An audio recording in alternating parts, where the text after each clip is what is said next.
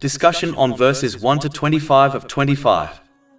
This chapter begins by depicting the immense and unimaginable events that will occur on the Day of Judgment, demonstrating the collapse of the very foundations of the universe.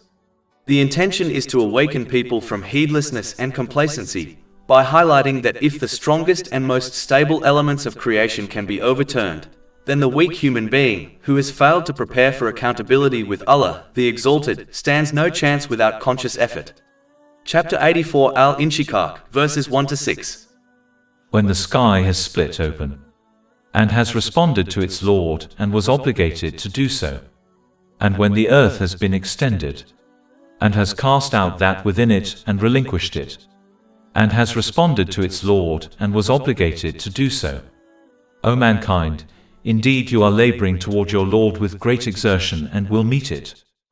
Allah, the Exalted, emphasizes that this life is one of effort, discipline, and accountability, not a place for ease and idleness.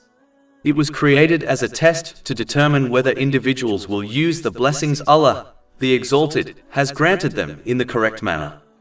True peace of mind in both worlds, achieved through a balanced mental and physical state, and the proper placement of all aspects of life, is only attainable by recognizing this purpose and striving to fulfill it. Chapter 84 Al-Inshiqaq, verses 7 to 9. Then as for he who is given his record in his right hand, he will be judged with an easy account, and return to his people in happiness. However, obedience to Allah, the Exalted, often conflicts with personal desires and worldly ambitions, leading many to persist in disobedience. This rejection prevents them from attaining a balanced mental and physical state, and causes them to misplace people and priorities in their lives. Consequently, everything they possess, family, friends, career, wealth, can become sources of stress rather than comfort. When they misattribute their difficulties to the wrong causes, such as blaming loved ones for their struggles, they often sever these relationships, further deepening mental anguish. This can escalate into severe mental disorders, including depression, addiction, and even suicidal thoughts. Observing the lives of those who misuse their blessings, such as the wealthy or famous, illustrates this reality. Despite apparent worldly success, their lives are often marked by internal chaos and dissatisfaction. The consequences extend beyond this world. Persisting in disobedience while misusing one's blessings ensures that one will face far greater punishment on the Day of Judgment. Chapter 84 Al-Inshiqaq, verses 10 to 15. But as for he who is given his record behind his back, he will cry out for destruction, and enter to burn in a blaze. Indeed he had once been among his people in happiness. Indeed he had thought he would never return to Allah. But yes, indeed his Lord was ever of him seeing. Allah, the Exalted, encourages people to recognize the signs of his wisdom and authority through reflection on creation, emphasizing that these signs not only affirm his oneness but also demonstrate that he alone must be obeyed in all circumstances. Chapter 84 Al-Inshiqaq, verses 16 to 17. So I swear by the twilight glow, and by the night and what it envelops. The carefully regulated path of the sun ensures that the earth receives an optimal balance of light and darkness. The timing and duration of days and nights, which vary throughout the year, allow individuals to make the most productive use of their time. If days were excessively long, people would suffer fatigue, reducing efficiency in work and daily responsibilities. If nights were too long, insufficient time would remain for essential activities, such as work, education, or social duties. Conversely, nights that are too short would prevent adequate rest, undermining health and well-being. Even minor changes in these cycles could negatively affect crops and the food supply for both humans and animals. The seamless balance of these systems highlights the oneness of Allah, the Exalted, since multiple deities with conflicting intentions would create disorder rather than the harmony observed in the universe. Chapter 21 Al-Anbiya, verse 22. Had there been within them, i.e., the heavens and earth gods besides Allah, they both would have been ruined. And chapter 84 Al-Inshiqaq, verse 18. And by the moon when it becomes full. The moon, reflecting sunlight, provides illumination at night, guiding travelers across deserts and oceans, a critical necessity for transportation and trade, which continues to this day. Its phases directly influence the tides, which sustain ecological balance. Any disruption in these natural cycles could have severe environmental consequences. Beyond illumination and tidal regulation, the sun and moon together allow humans to measure time accurately, which is essential for coordinating daily activities, agriculture, and navigation. The precision and harmony of the sun, moon, and other cosmic systems point unmistakably to a single creator, whose knowledge and power govern the universe with perfect order. This balance serves as a clear invitation for people to submit to Allah, the Exalted, and obey His guidance, recognizing that the same wisdom that sustains the cosmos can guide them to peace of mind, a balanced life, and success in both this world and the hereafter. Reflecting on one's own life from birth to old age reveals the absolute control and authority of Allah, the Exalted. A person enters this world without choice, experiences growth, learning, illness, and aging, all without personal control, and ultimately faces death again without choice. Chapter 84 Al-Inshiqaq, verse 19. That you will surely experience state after state. Every stage of human development, from infancy to maturity, and every experience endured along the way, is determined and managed solely by Allah, the Exalted. This includes physical growth, intellectual development, emotional experiences, health and illness, and the timing of life events. The inevitability of these stages, over which humans have no power, illustrates that life unfolds entirely under the wisdom and governance of Allah, the Exalted. Recognizing this truth encourages individuals to submit to His guidance, understanding that just as He governs the vast complexity of human life, He also alone knows how to guide them toward a balanced mental and physical state, proper placement of all things in their life, and ultimate success in both this world and the hereafter.